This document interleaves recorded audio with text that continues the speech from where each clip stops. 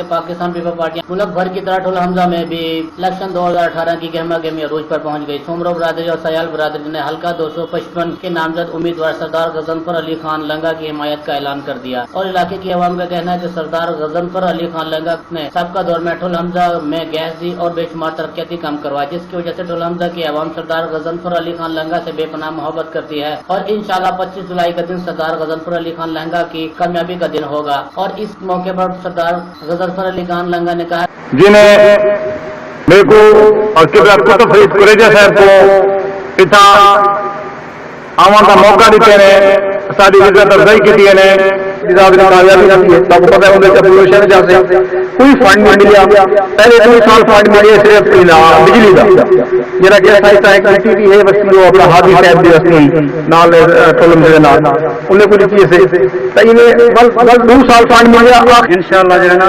4 फिरा रिलेशन इंशाल्लाह ये इकट्ठे भी रह मलिक बरादरी, सियाल बरादरी, खोखर बरादरी, नगा बरादरी, दश्ती बरादरी इंशाल्लाह सारा मुतफिक का फैसला है। इंशाल्लाह वोट जो है ना 30